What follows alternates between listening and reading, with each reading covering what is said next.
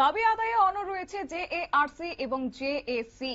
24শে June জাতীয় সড়ক এবং রেল লাইন অবরোধে এখনো পর্যন্ত অনড় সংগঠন। স্পেশাল ব্রাঞ্চের অতিরিক্ত এসপির সঙ্গে প্রায় 3 ঘন্টা গুরুত্বপূর্ণ বৈঠক হলেও কোনো রকমের সমাধান সূত্র বের না হওয়ায় আগামী 24শে জুন আসাম আগরতলা জাতীয় সড়ক এবং রেল অবরোধের কর্মসূচি বহাল রাখার ঘোষণা দিয়েছে এই দুই সংগঠন।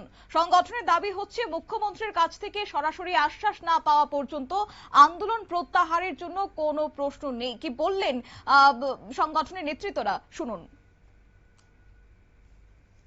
মিডিয়া বন্ধুদের, আজকে আমরা মূলত স্পেশাল ব্রাঞ্চের এসপিএসবি আমাদের শ্রদ্ধেয় ডক্টর চন্দন সাহা, উনি এডিশনাল এসপির ইনচার্জ আছেন।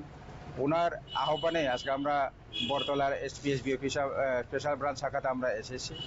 মূলত আমরা এসেছি যে আমাদের দুটি সংগঠন জয়েন্ট অ্যাকশন রিহ্যাবিলিটেশন কমিটি জেএআরসি এবং জেএসি জয়েন্ট অ্যাকশন কমিটির প্রি-98 পোস্ট-98 পক্ষ থেকে আমরা এখানে 8 জন প্রতিনিধি এসেছি।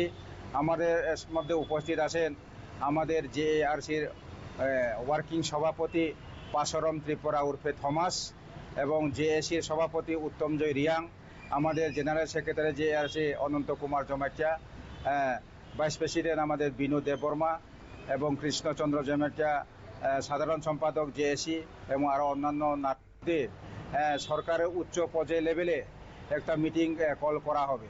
কিন্তু আমরা বলছি যতক্ষণ পর্যন্ত ত্রিপুরা রাজ্যের আমাদের মাননীয় মুখ্যমন্ত্রী ডক্টর প্রফেসর মানিক সাহা এবং ওনার কাছে স্বরাষ্ট্র দপ্তরের দায়িত্বপ্রাপ্ত ওনার যতক্ষণ পর্যন্ত আশ্বাস না পাওয়া পর্যন্ত আমাদের আন্দোলন কিন্তু আমরা অতি সহজে আমরা উইথড্র ঘোষণা করব না।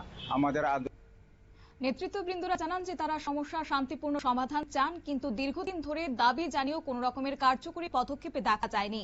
প্রশাসনের সঙ্গে একাধিকবার আলোচনা হলেও বাস্তবসম্মত কোনো সমাধান মেলেনি, যার কারণে তারা 24শে জুন অবরোধের ডাক দিয়েছেন। তবে তাদের বক্তব্য হচ্ছে যে শুধুমাত্র প্রশাসনিক পর্যায়ে আলোচনা করে সমস্যার সমাধান করা সম্ভব নয়। রাজ্যের মুখ্যমন্ত্রীকে সরাসরি বিষয়টি নিয়ে হস্তক্ষেপ করতে হবে এবং দাবিগুলি পূরণের বিষয়ে স্পষ্ট আশ্বাস দিতে হবে। আর সেই আশ্বাস না পাওয়া পর্যন্ত আন্দোলনের কর্মসূচি তারা প্রত্যাহার করবে না বলে সাফ জানিয়েছে।